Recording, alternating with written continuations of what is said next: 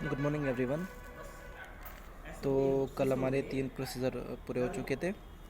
आज हम स्टार्ट करेंगे insertion of recombinant DNA into the host cell organism. There are several methods of introducing the ligated DNA into recipient cell. आपको पता है कि हम डीएनए को लाइगेट करते हैं रेसिपिएंट सेल में, होस्ट सेल में। Recipient cells after making them competent to receive take up DNA present in its surroundings. So if a recombinant DNA bearing gene for resistant to an antibiotic, ampicillin का example यहाँ पे लिया हुआ है antibiotic में, is transferred into E. coli, Escherichia coli. Okay, the host cell become transformed into ampicillin resistant cell. ठीक है, उसमें जो एम्फिसिलिन रेजिस्टेंट सेल है उसमें ट्रांसफ़र किया जाता है. Only transformants will grow, untransformed recipient cell will die. तो यहाँ पे ट्रांसफॉर्मेशन वाली जो सेल है वो तो ग्रो करेगी, उससे अलग जो सेल है वो सब मर जाएंगे. Since due to ampicillin resistant gene one is able to select a transformed cell in the presence of ampicillin. तो इसके थ्रू हम जो भी एम्फिसिलिन रेजिस्टेंट सेल है हम उसका पता कर लेते हैं. The ampicillin resistant gene in this cell case is called a selectable marker, और उसे हम वहाँ पे सिलेक्टेबल मार्कर का नाम देते हैं. नेक्स्ट आपका obtaining the foreign gene product. When you insert a piece of alien DNA into a cloning vector and transfer it into a bacterial, plant or animal cell, ठीक है, कोई भी ले सकते हैं आप. The alien DNA get multiplied या duplicate करते हैं, रेप्लिकेट जिसे बोलते हैं.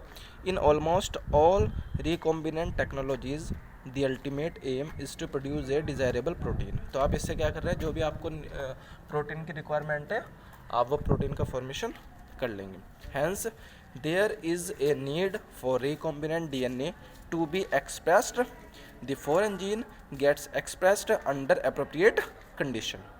The expression of foreign gene in host cell involve understanding many technical details.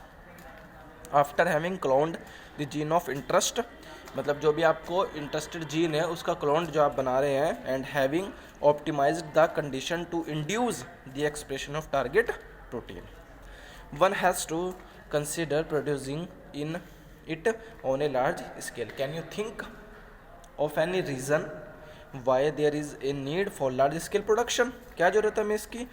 If any protein encoding gene is expressed into a heterologous host is called a recombinant protein. The cell harboring cloned gene of interest may be grow on a small scale in the laboratory. The culture may be used for extracting the desired protein and then purifying it by using different separation techniques.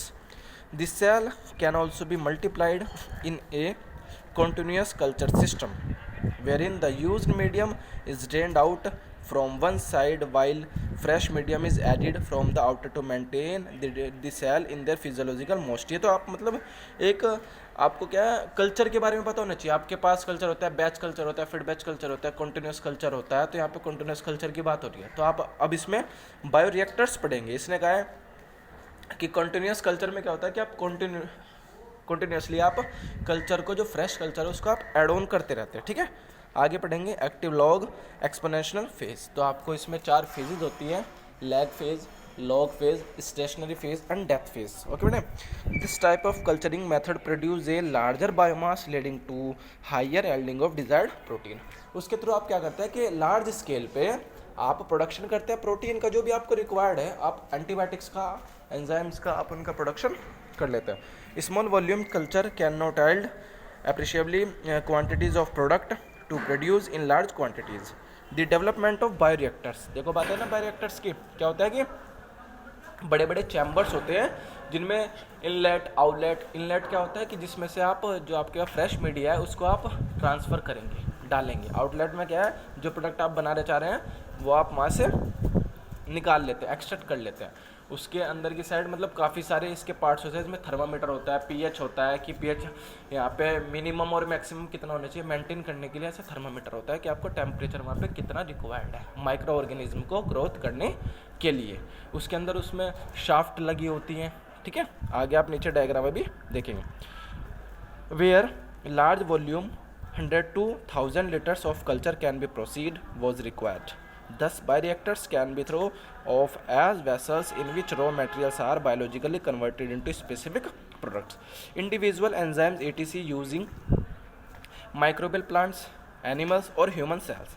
A bioreactor provides the optimal condition for achieving the desired product by providing optimum growth condition, temperature, pH, substrate, salt, vitamins, oxygen. देखो बेटे same बात आ गई ना, क्योंकि micro organism को growth करने के लिए ये सब रिक्वायर्ड है.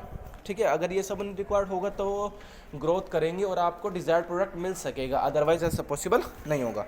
नीचे आपको जो डायग्राम दिया हुआ है उसमें आप नोटिस करें, मोटर है, फोम ब्रेकर है, फिर फ्लैट ब्लेडेड इम्पेलर है, कल्चर ब्रोथ है, स्ट्रे लेयर है, acid base, pH control, steam for sterilisation.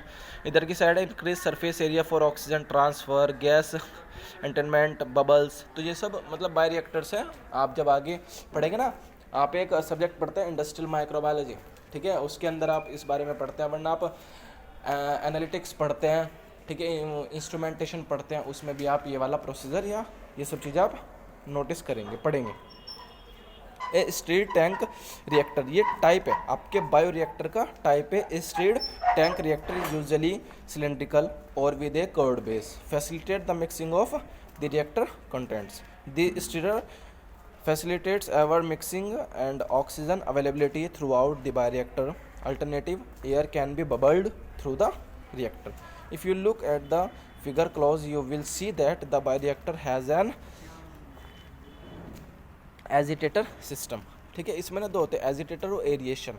ठीक है, एजिटेटर मिलाने के लिए होता है और ये एरिएशन एयर प्रोवाइड कराने के लिए होता है. N oxygen deliver system and form A control system, a temperature control system, A control system and sampling ports so that small volumes of the culture can be withdraw periodically. Good है. Next आपका down stream processing important है.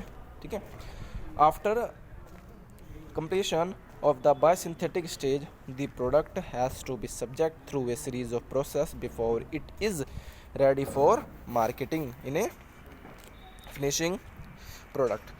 The process includes separation and purification, which are collectively referred to as downstream process. देखो आपने क्या किया कि अभी आपने जो प्रोडक्ट आपको डिज़ायर्ड प्रोडक्ट चाहिए था आपने वो बना लिया, लेकिन उसके साथ हो सकता है ना कि कुछ और सब्सटेंस भी वहाँ पे प्रोड्यूस हो, तो आप उनको सेपरेट आउट करोगे, और सेपरेट आउट होने के बाद हो सकता है कि जो आपका डिज़ायर्ड प्रोडक्ट है उसमें इम्प्योरिटीज़ हैं, तो आप उसको प्यूरीफाई भी करेंगे. This product has to be formulated with suitable preservatives. Such a formulation has to undergo through cylindrical trials as in a case of drugs. Strict quality control testing for each product is also required. The downstream processing quality control testing vary from product to product. तो आपको पता है कि जो processor है वो सबके लिए अलग अलग होगा, और ये डिपेंड करता है कि आप किस चीज़ का फॉर्मेशन आप कर रहे हैं, आपको क्या डिज़ायर्ड प्रोडक्ट चाहिए. तो बेटे पूरी की पूरी बायोटेक्नोलॉजी मोस्ट इंपॉर्टेंट है. एट दैट टाइम बहुत ज़्यादा ग्रोथ में स्कोप बहुत ज़्यादा है, और इसमें हर एक टेक्निक अभी आपको शॉर्ट में पढ़ाई गई है.